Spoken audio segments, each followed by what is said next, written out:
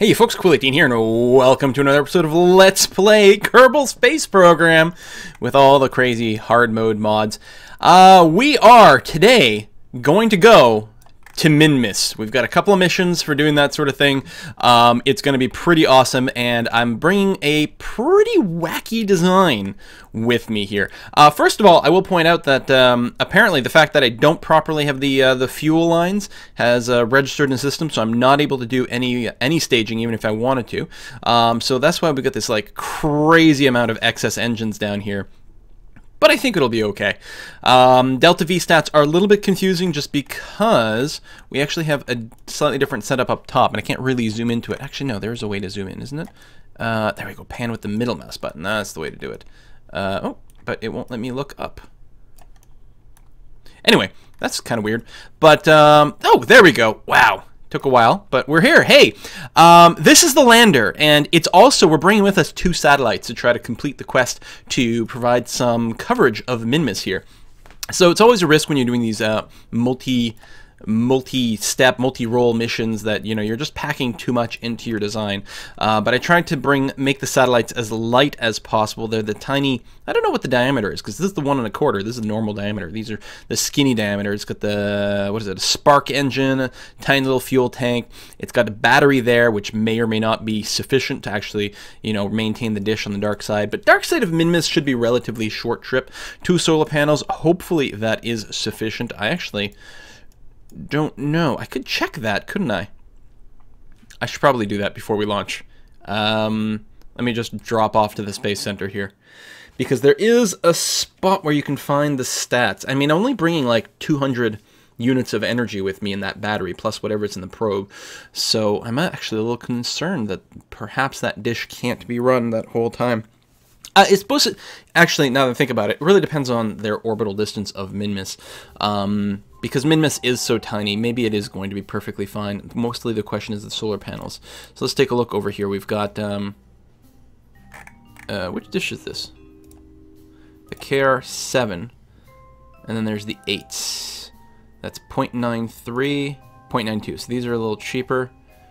Oh right, this has got huge distance. Okay, so this is fine. So 0.82 is how much they use.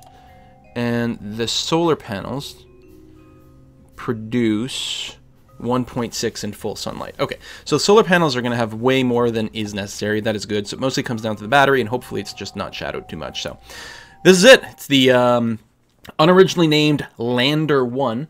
One of the things to note about it is it does have a KOS module on it. So we are going to fly this thing. And before we leave, technically, as long as I have a signal back home, and with the extra dishes, I should be able to do that. But before we leave, we're going to remember to load our software onto it. Hopefully, we'll remember it right about now. There we go. Let me, where is that module?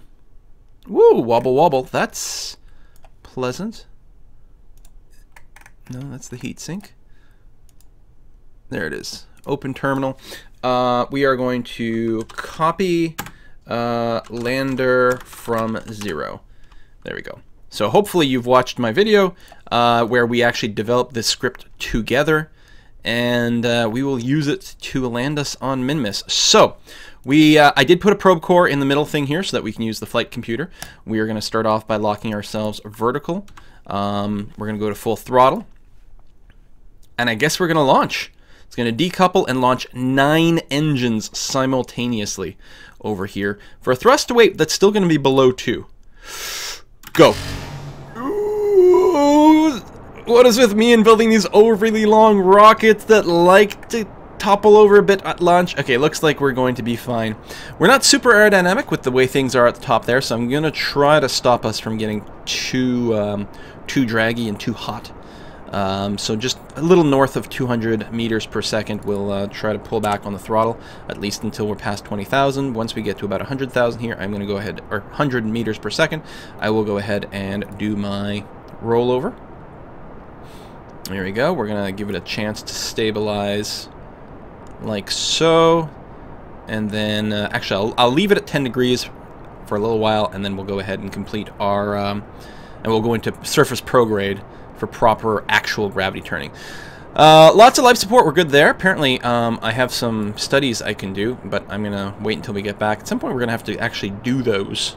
Well, the EVA around here is a little sketchy, but we'll do what we can.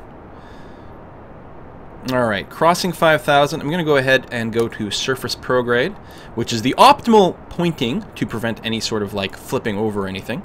So we should be okay. Speed, speed is actually quite a bit faster than I was looking for at this point.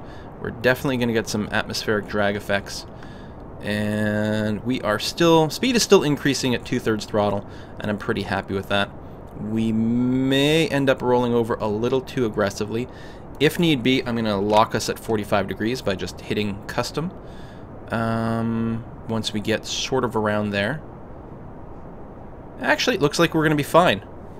I mean, we're obviously, you know, continuously pitching down a little bit, but if we're not going to cross the 45 degree mark before 15K, which means we're in a nice, leisurely, comfortable gravity turn.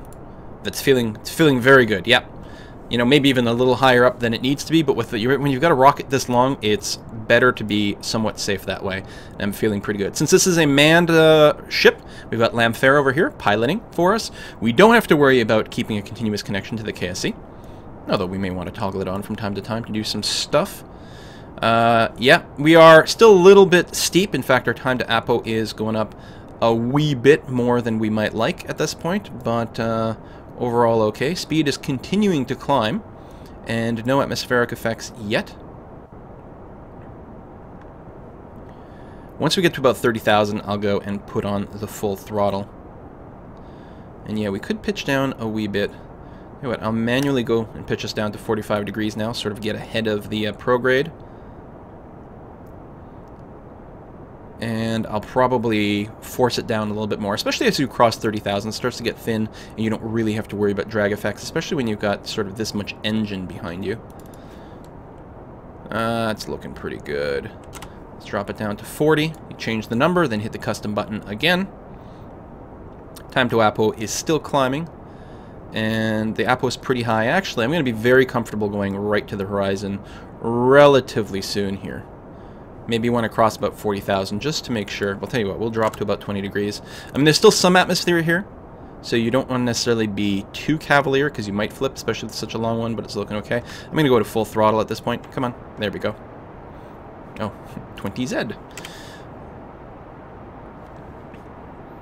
And yeah, let's go to full horizontal. With a swivel on everything here too, there's a gimbal on all those, we're okay. It is interesting that this whole set of engines is going to flare out at exactly the same time. Just sort of worked out that the fuel and the fuel burn rate is about the same, so we're going to like detach right there. Apoapsis is over 100 right now, so yeah, I think we'll go ahead and just kill that. And you can just lock yourself to orbital prograde. And then we've got enough fuel in the tank, presumably to circularize. How far are we? We're about 3 minutes to apoapsis. So I would normally here do a little bit of physics warp to speed our time to space, but I'm very concerned that the physics kraken might go ahead and shake this thing to bits and pieces, which would be double plus on good. We're drifting a little bit because I think there was a bit of wobble. We're drifting from our prograde and our line, but the prograde is right on the 90 degrees, which is what counts. Very soon we will pop into space. And once we detach this rear end here, we'll be able to like rotate and position ourselves pretty well. There we go. We are into space. I don't think the circularization burn is going to be very long at all. There's so much engine here. We're at like almost 5 thrust to weight ratio. So I'm thinking we can start with like 10 seconds to Apo, and that is going to be completely okay. The biggest concern will be making sure we're actually facing the direction we're supposed to be facing in. So I'm going to stop the time warp with a minute left. Actually, I'll stop it now to give the system a chance to attempt to rotate back towards the prograde marker. Once the engines kick in, as always, it will be able to steer itself pretty fast at that point because of the gimbling effect, but we'd like to be burning in the right direction in the first place. There we go. Slowly, slowly drifting back down. Feeling pretty good about that. Hello, sunshine. Oh, that reminds me, I can hit my... Let me quick save before I hit the button, just in case something weird happens. I can hit the one hotkey and deploy all my solar panels. Chunk, chunk, chunk, chunk, chunk. There's the moon. We are not going to the moon today. There we go. So, 2 of these and 2 of those are actually on the satellite. And then underneath it, there's a pair of panels that's attached to my actual landing unit. Plus, I got a couple of just static flat ones. Okay, we're coming up on our prograde. Time to Apo is still there. And yeah, I'm thinking with 10 seconds left, we'll start the burn. That's going to be more than enough juice to circularize. There's such a ridiculous amount of power here. Look at this thing. Once we get the fuel lines back again, we'll be able to make somewhat more elegant ships, because they'll be able to use their power a lot more effectively. Okay, let's go ahead and warp up. There we go. And I'm going to start at 10 seconds, and even then I think that's going to be more than enough time. There's so much power here. And we go.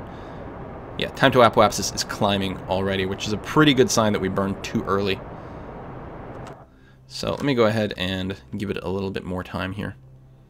I mean, again, not the end of the world, but no reason to increase our apo more than we need to. Although I will be detaching all this before I do the burn to leave orbit here. Most likely, although there's a fair amount of juice still left in here. And periapsis is coming up. In a second, the camera will change. And there we go. So it's not a circular orbit, but it's actually not that much of a big deal. We got 180 meter per second delta V still left in here, and we may as well take advantage of it. I'm hoping that the rest of it would have been enough to get us everywhere we want to go anyway, but we should keep this in the tank. Okay. So, where's our target? Min-miss. Min-miss is over here. Set as target. So what we want to do, very similar to how the moon works, is we're going to be taking off from around down here. We could probably just burn now. Oh, we're not matching inclination, though. That is something to consider. Ascending node is over here. So we are going to go and point anti-normal. Oh, yeah, rotation. It's like no hope whatsoever of trying to turn itself with any sort of appreciable speed. Just sick. So yeah, we're going to try to match inclinations with min-miss. So right around here, ooh, crew report for a second, we are going to be burning, so that's an ascending node, so we want to burn anti-normal.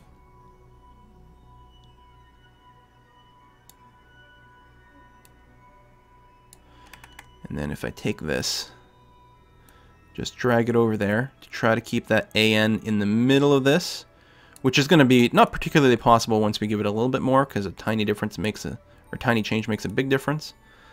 But that's going to be pretty well and good.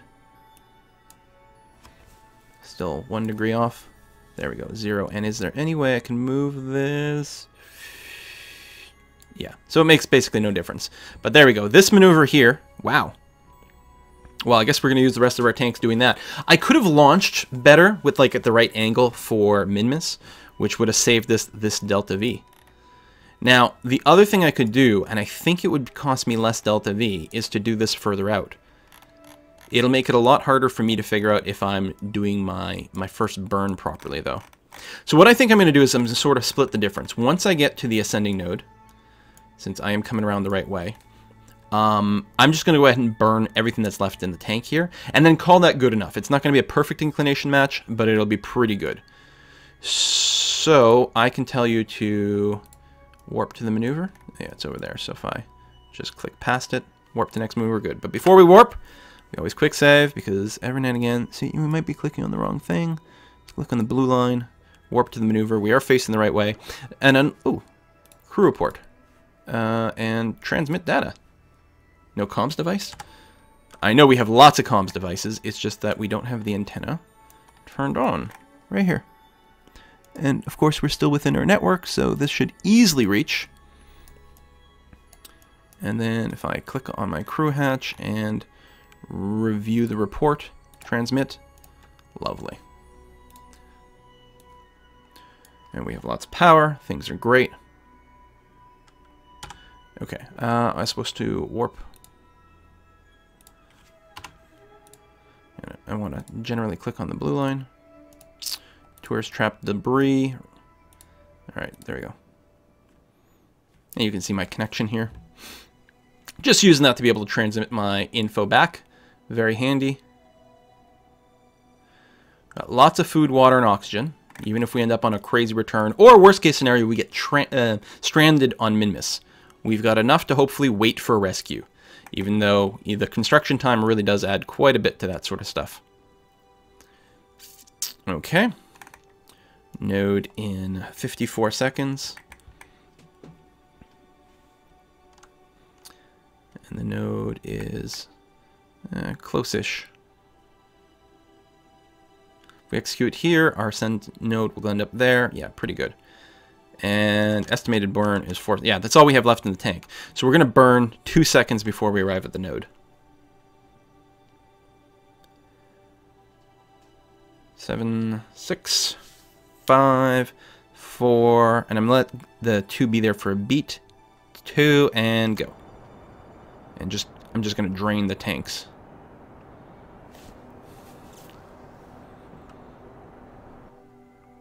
Good. Kill that. Kill the maneuver.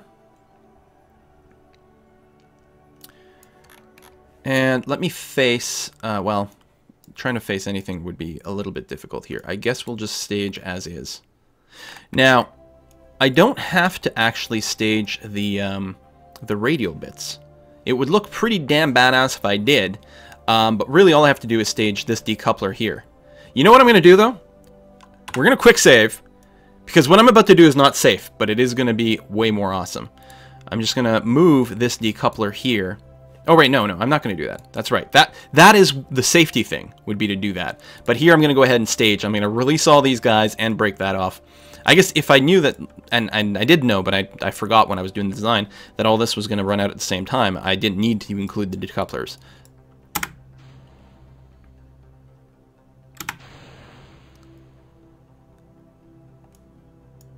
Did they go?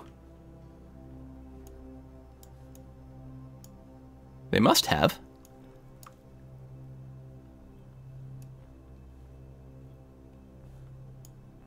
Maybe I should have been in a bit of a spin. Why didn't they just split off in different directions? Maybe the order that something broke off in? Oh well.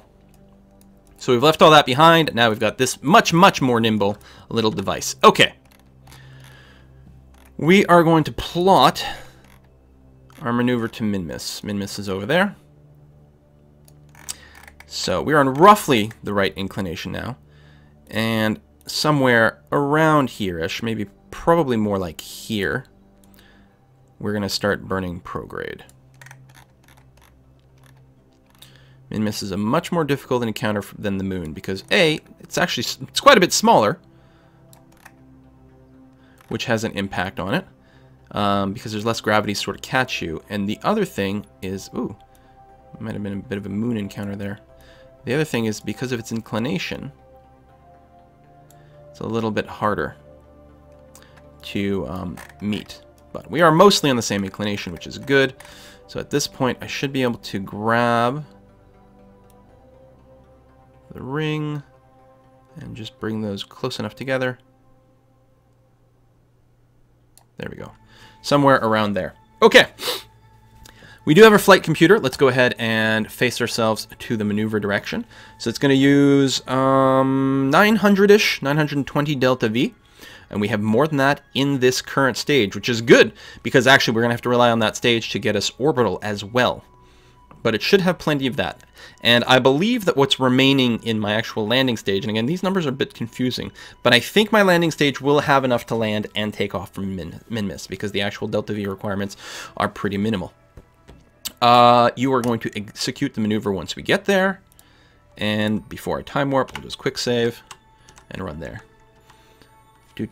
Time warps can screw you, or at least I've been screwed by them too many times to want to risk it. My thrust to weight ratio is a puny 0.38. I mean, ignore the estimated burn here because that doesn't update until you start, but it is going to be a very long burn. As soon as this burn starts, you're going to see it's going to update, and it'll probably be like a 3 or 4 minute burn. Yeah, well, based on the amount on the tank. Yeah, 4 minutes left. Look at this. And there's a few reasons for that. It's in large part, it's because the...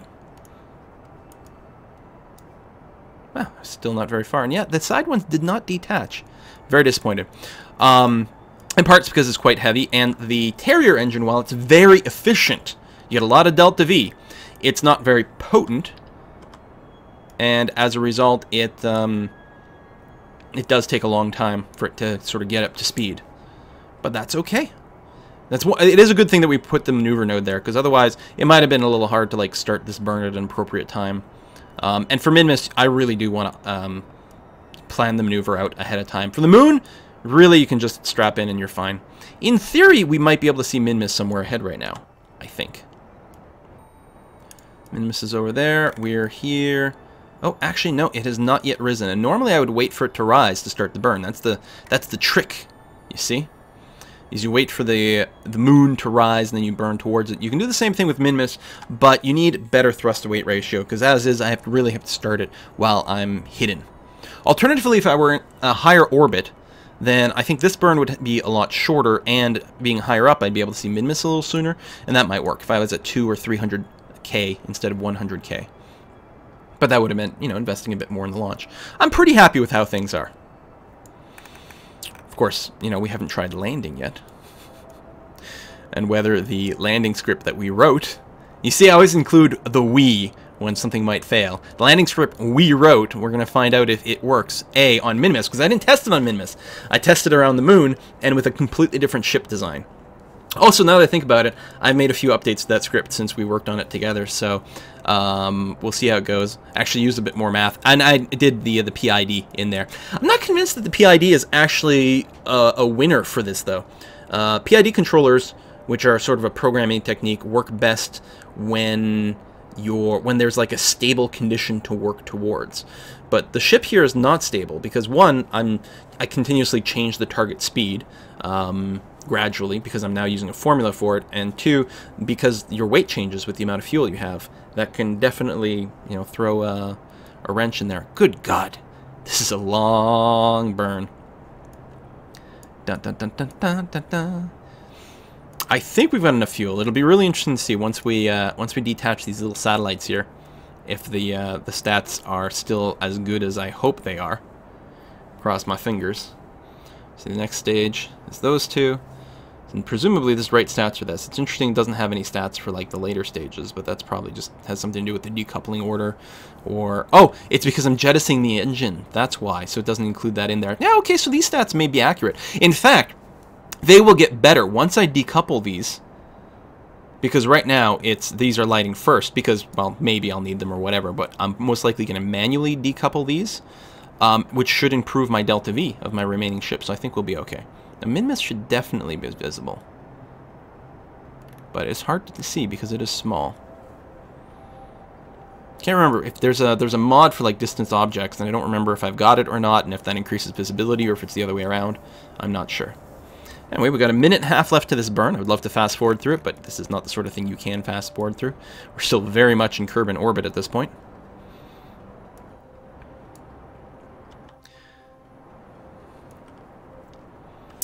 Now, with a burn this long, I'm always very concerned that, you know, if it didn't start at exactly the right time, facing exactly the right way, we may find ourselves not doing an intercept.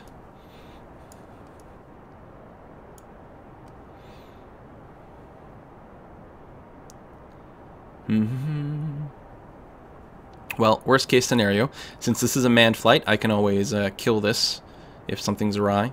Or actually, what I should almost do at this point, yeah, I don't need the flight computer to execute the burn for me.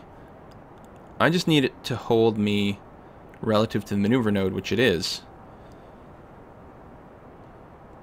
And then I can just kill it at will. Well, we'll just leave it be for now. We'll see how it goes.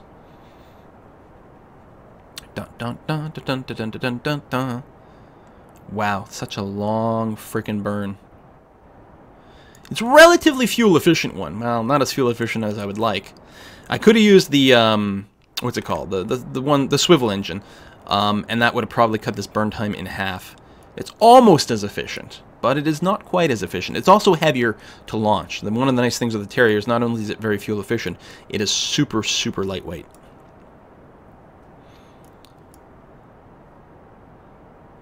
Bum, bum, bum, bum, bum, bum, bum, bum, bum.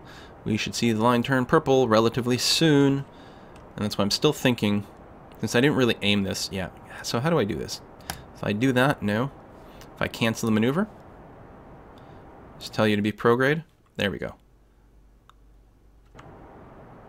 It's a bit risky, but it should be okay. And the idea is I want to be able to kill the burn the second the line turns purple.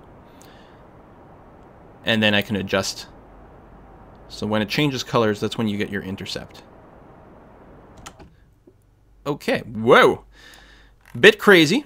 Alright, before I change, so I'm going to quick save again before I change my viewpoint. So I can go and focus view on Minmus, and we can see exactly where we're encountering things.